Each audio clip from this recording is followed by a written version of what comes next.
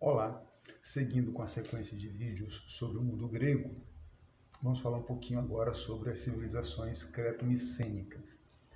Primeiro, elas são chamadas de creto-micênicas porque basicamente o que se sabe sobre elas foi localizado em fósseis e em vestígios na cidade de Micenas, na região central da Grécia, e na ilha de Creta.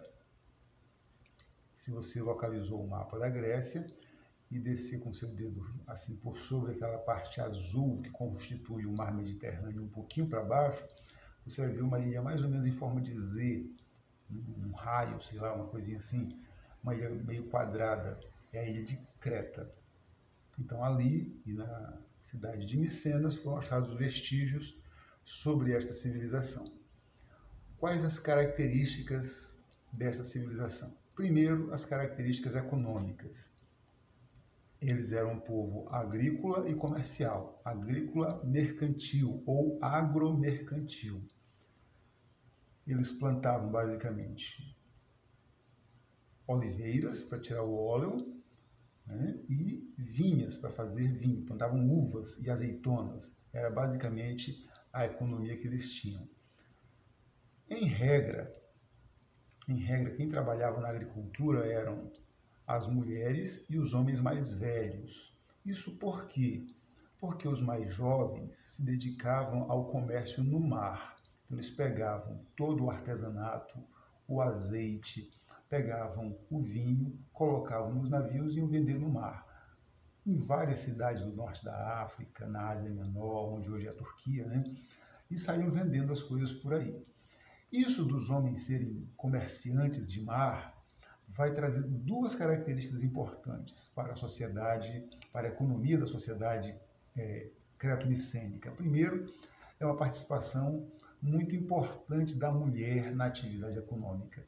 Ao contrário de outras civilizações, onde a mulher ficava trancada em casa, apenas esperando as ordens do marido, as mulheres creto-micênicas trabalhavam duramente.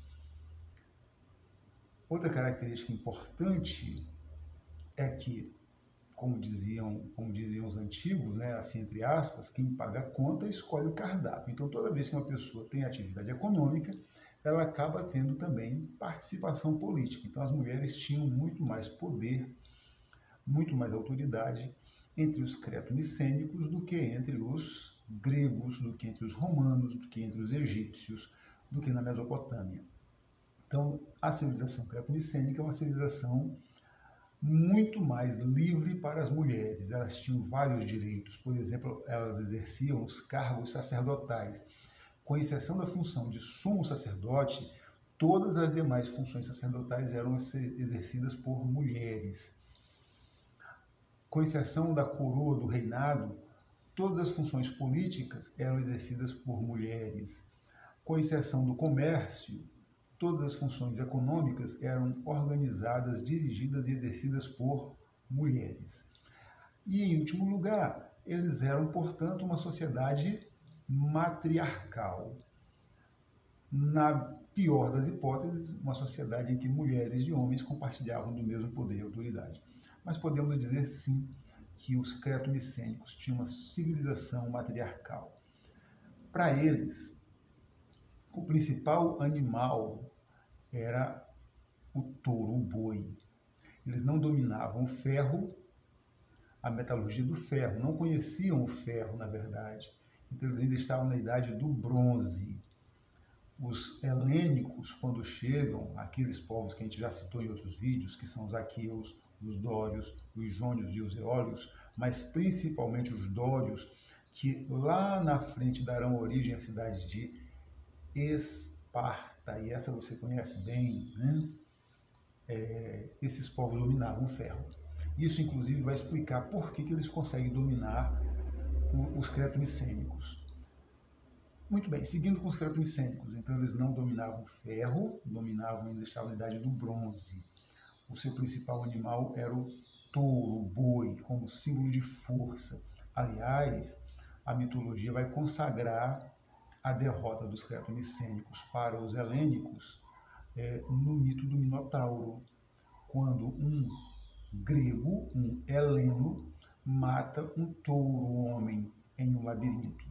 Por falar em labirinto, aqueles labirintos eram os templos, todos os templos dos creto-micênicos eram em forma de labirintos.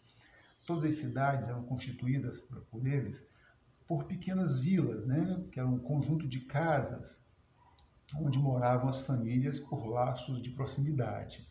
E no centro da cidade havia um espaço chamado oikos.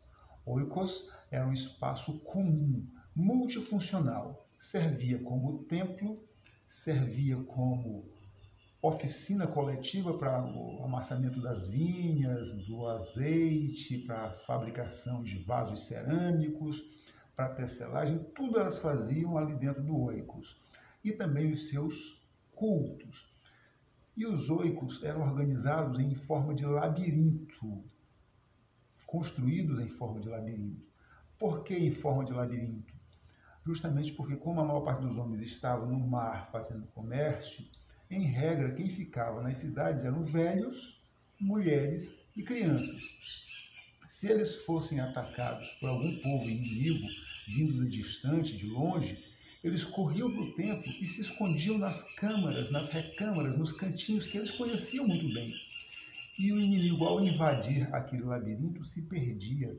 E eles costumavam derrotar as pessoas que invadiam seus labirintos dentro dos seus templos chamados oikos. E para encerrar, oiko é a palavra que dá origem à economia, justamente porque era o local de produção econômica.